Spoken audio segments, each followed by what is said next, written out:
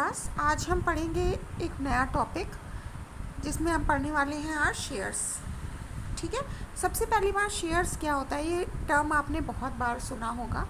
इसका क्या मतलब है, देखिए जब भी कोई कंपनी इस्टेब्लिश करता है कोई पर्सन, तो उस कंपनी में हमने अभी स्टार्टिंग में क्या पढ़ा, कंपनी में बहुत पैसा लगता है। छोटा मोटा अमाउंट की से कंपनी इस्टेब्लिश नहीं होती है, उसमें बहुत ह्यूज अमाउंट में पैसे लगते हैं और वो ह्यूज अमाउंट एक इंडिविजुअल पर्सन अफोर्ड नहीं कर सकता, वो अकेले उसके पास में नहीं हो सकता। ठीक है, तो अब उसके पास क्या ऑप्शन बचता है कि ये पैसा वो कहाँ से मांगेगा, ये पैसा वो मांगेगा पब्लिक से। ठीक है, तो पब्लिक से ऐसे मान लीजिए अगर उसको अपने बिजनेस में 2 करोड़ रुपए इकट्ठे जो है लगाने हैं, ठीक है, 2 करोड़ उसको अपनी कंपनी के इस्टेब्लिशमेंट में लगाना है, तो ये 2 करोड़ वो पब्लिक से कैसे मांगेगा। कोई पब्लिक में एक ऐसा पर्सन होगा जो 2 करोड़ रुपए अकेला उसको दे दे, नहीं, हमको ये 2 करोड़ रुपए अलग अलग लोगों से इकट्ठे करने पड़ेंगे। ठीक है, तो 2 करोड़ रुपए हम अलग अलग लोगों से इकट्ठे करेंगे, तो हमें क्या करना पड़ेगा, इस 2 करोड़ को पीसेस में डिवाइड करना पड़ेगा, इतने छोटे पीसेस कि अब जो है लोग इसको आसानी से खरीद सकें। ठीक है, तो शेयर्स का मतलब क्या होता है, बेसिकली शेयर्स का मतलब होता है जब हम अपनी कैपिटल को, जितनी कैपिटल हम अपने बिजनेस में इन्वेस्ट करने वाले हैं, अपनी कंपनी में इन्वेस्ट करने वाले हैं, जब हम उस कैपिटल के स्मॉल डिविजन्स कर देते हैं, स्मॉल यूनिट्स में उस कैपिटल को डिवाइड कर देते हैं और फिर हम उसको पब्लिक में देते हैं, इशू करते हैं कि अब पब्लिक जो है इतने शेयर्स हमारे परचेज कर सकती है, तो उसके अकॉर्डिंगली पब्लिक के लिए ईजी हो जाता है, कन्वीनियंट हो जाता है पैसा देना। ठीक है, और इसी स्मॉल यूनिट का नाम दिया गया है शेयर। ओके, कुछ और नहीं है शेयर का मतलब, शेयर्स का मतलब यही होता है कि जो कैपिटल है उसके स्मॉल पीसेस करना, ताकि जो भी पर्सन है वो अपने कंफर्ट के हिसाब से उस शेयर्स को परचेज कर सके। तो यहाँ पर एक शेयर की वैल्यू या तो 10 रुपये होती है, कंपनी ज़्यादातर रखती है, और या फिर उस शेयर की वैल्यू 100 रुपीज़ होती है। ठीक है, अब ये डिपेंड करता है पर्सन पे, वो कितने शेयर्स खरीदना चाहती है। इतने शेयर्स को खरीदना चाहती है, जैसे मान लीजिए एक पर्सन है जो 200 शेयर्स खरीदना चाहता है, ठीक है, कंपनी के, तो अगर वो 200 शेयर्स खरीदना चाहेगा तो उसको कैसे पता चलेगा कि उसको कितना अमाउंट देना है। एक शेयर की वैल्यू कितनी है, अगर मान लीजिए 10 रुपये है, ठीक है, तो अगर वो 200 शेयर्स परचेज कर रहा है तो वो कितने रुपए देगा, 2000 रुपीज़ देगा। ये बेसिकली मतलब होता है हमारे शेयर्स का। ठीक है, बहुत अच्छा चैप्टर है ये, इसी तरह से आपको इसको समझना है और बहुत ज़रूरी है कि पहले आप इसका मतलब समझें कि व्हाट इज़ शेयर्स। अब क्लासेस और काइंड्स ऑफ शेयर्स, क्या क्या काइंड्स होते हैं शेयर्स के, तो शेयर्स को बेसिकली हमने 2 पार्ट्स में क्लासीफाई करा हुआ है। एक तो प्रेफरेंस शेयर्स होते हैं और एक और फर्दर डिवीज़न होता है, वो होता है आपका इक्विटी शेयर्स। ठीक है, तो 1 बाय 1 हम इन दोनों को समझेंगे कि क्या होते हैं प्रेफरेंस शेयर्स और क्या होते हैं equity shares.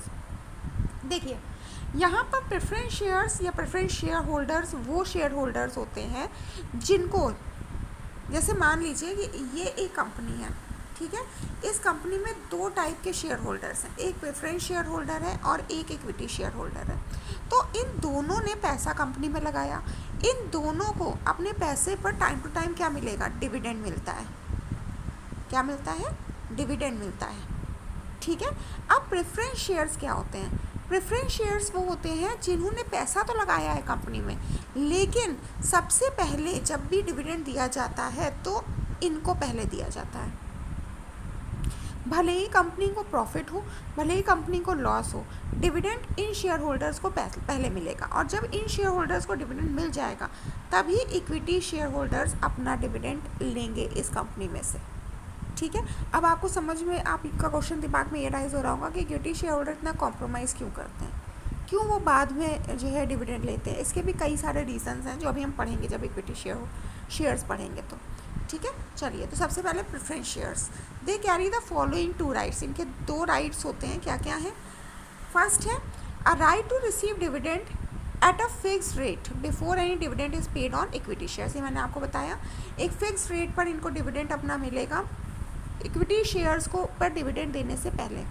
Secondly, return on capital on the winding up of the company, जब कंपनी बंद होगी तब इनको अपनी कैपिटल पूरी वापस मिलेगी।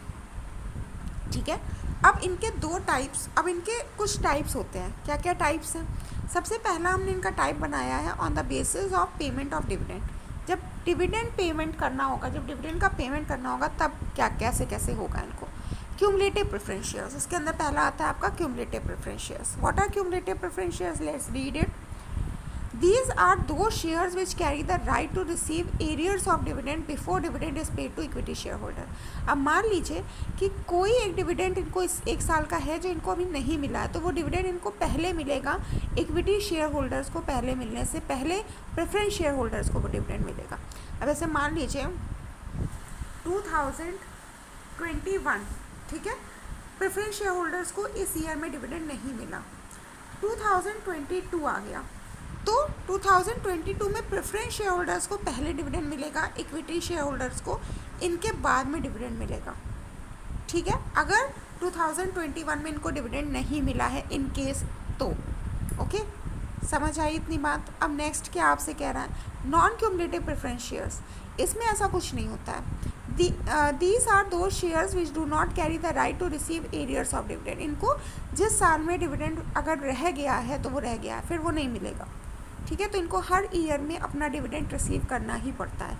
Okay, on the basis of convertibility. Convertibility के बेसिस पे हमारे प्रेफरेंस शेयर्स के क्या डिवीजन है. Convertible preference shares. Convertible preference shares वो प्रेफरेंस शेयर्स होते हैं जो at a point of time, after a point of time, जो इक्विटी शेयर्स में कन्वर्ट हो सकते हैं. मतलब कुछ टाइम के बाद अगर एक प्रेफरेंस शेयर होल्डर है वो अपना शेयर्स को इक्विटी शेयर्स में कन्वर्ट करवाना चाहता है तो वो करवा सकता है. जबकि नॉन कन्वर्टेबल प्रेफरेंस शेयर्स के अंदर ये फैसिलिटी अवेलेबल नहीं होती है. उसने अगर स्टार्टिंग में प्रेफरेंस शेयर्स ही इशू करवाए हैं तो वो प्रेफरेंस शेयर्स ही रहेंगे, वो प्रेफरेंस शेयर होल्डर ही रहेगा, वो इक्विटी शेयर होल्डर नहीं बन सकता है. बात समझ में आ गई. अब on the basis of redemption. सबसे पहली बात, रिडम्पशन का मतलब क्या होता है. रिडम्पशन का मतलब होता है कि एक स्पेसिफाइड टाइम पीरियड के बाद में हमारे शेयर्स जो होते हैं वो रिपे हो जाते हैं. ठीक है, जैसे मान लीजिए कि जो है कंपनी बंद होने वाली है तो एक तो शेयर्स का पैसा उस टाइम पर मिलता है, और कुछ जो है ऐसे भी शेयर्स होते हैं प्रेफरेंस शेयर्स जिसमें बीच में ही पैसा मिल जाता है. तो रिडम्पशन का बेसिकली मतलब होता है जो कंपनी रिपे कर देती है जो कैपिटल उसने अपने शेयर होल्डर से लिया है वो. Redeemable preference shares. Redeemable preference shares में कंपनी उसको उस पैसे को एक स्पेसिफाइड पीरियड ऑफ टाइम के बाद में अपने शेयर होल्डर्स को वापस कर देती है, रिपे कर देती है. वो रिडीमेबल प्रेफरेंस शेयर्स होते हैं. इरिडीमेबल प्रेफरेंस शेयर्स वो होते हैं कि जब तक कंपनी वाउंड अप नहीं होगी, मतलब जब तक कंपनी बंद नहीं होगी तब तक उन शेयर्स का पैसा उस शेयर होल्डर को नहीं मिलेगा. ठीक है, रिडीमेबल में कुछ टाइम के बाद मिल जाता है, इरिडीमेबल में जब कंपनी बंद होगी तभी मिलेगा, बीच में नहीं मिलेगा. नेक्स्ट फोर्थ है on the basis of participation in profit. Participation in profit के बेसिस पे प्रेफरेंस शेयर्स के क्या डिवीजन है. सबसे पहला इसमें आता है आपका पार्टिसिपेटिंग प्रेफरेंस शेयर्स. ठीक है, पार्टिसिपेटिंग प्रेफरेंस शेयर्स क्या होते हैं. पार्टिसिपेटिंग प्रेफरेंस शेयर्स का मतलब ये है बच्चों कि जैसे मान लीजिए 2012 है, इस ईयर में प्रेफरेंस शेयर होल्डर्स को भी अपना डिविडेंड मिल गया, इक्विटी शेयर होल्डर्स को भी अपना डिविडेंड मिल गया. अब भी कुछ सरप्लस प्रॉफिट बच गया, कुछ सरप्लस प्रॉफिट इस कंपनी के पास में बच गया. अब जो हमारे पार्टिसिपेटिंग प्रेफरेंस शेयर्स होते हैं वो इस सरप्लस प्रॉफिट में भी अपना हिस्सा लेते हैं. ठीक है, उनको उनका डिविडेंड मिल चुका है. स्टिल अगर वो लेफ़्ट ओवर अमाउंट में, लेफ़्ट ओवर सरप्लस अमाउंट में हिस्सा ले रहे हैं तो वो आपके क्या कहलाएंगे, participating preference shares. Whereas non participating में ऐसा बिल्कुल नहीं होता है. जितना उनको डिविडेंड मिलना था उतना ही उनको डिविडेंड मिलेगा, फिक्स रेट से डिविडेंड मिलेगा, कोई सरप्लस प्रॉफिट में उनका हिस्सा नहीं होगा, पार्टिसिपेट वो नहीं कर सकते हैं. डन. नेक्स्ट हमारा टॉपिक है इक्विटी शेयर्स. अब इक्विटी शेयर्स आपको थोड़ा थोड़ा समझ में आ गया होगा प्रेफरेंस पढ़ने के बाद. इक्विटी शेयर्स का मतलब होता है कि वो शेयर होल्डर्स या वो शेयर्स जिन पर आपको तभी पैसा मिलेगा या तभी आपको डिविडेंड मिलेगा जब आप प्रेफरेंस शेयर्स पर डिविडेंड दे चुके होंगे. मतलब इनको वेट करना पड़ता है. जब तक प्रेफरेंस शेयर्स को अपना डिविडेंड नहीं मिल जाता या प्रेफरेंस शेयर्स का डिविडेंड नहीं मिल जाता तब तक इक्विटी शेयर्स पर डिविडेंड नहीं डिस्ट्रीब्यूट करेगी कंपनी. ठीक है, अब इसमें आपको ये समझ में आ रहा होगा कि इसमें तो नुकसान है, लेकिन नुकसान नहीं है, अभी पढ़ते हैं तब समझ में आएगा आपको. ठीक है, equity shares is one which is entitled dividend and repayment of capital after the claim of preference shares is satisfied. ठीक है, equity shares can be further classified as equity shares with voting rights.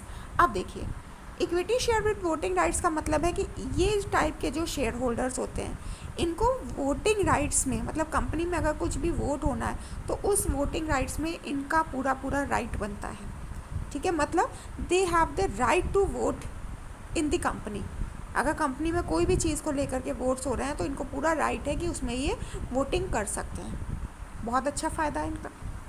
Second point क्या कहता है, equity shares with differential rights. इनको कुछ और भी additional rights मिलते हैं, जैसे कि ये डिसीजंस में पार्टिसिपेट कर सकते हैं, एक तरह से हमारे ओनर्स हो जाते हैं कंपनी के। ठीक है, तो इसलिए पर्सनस जो होते हैं, काफ़ी लोग वो इक्विटी शेयर होल्डर ज़्यादा बनना प्रेफर करते हैं in comparison to preference shares. Okay, preference share holders.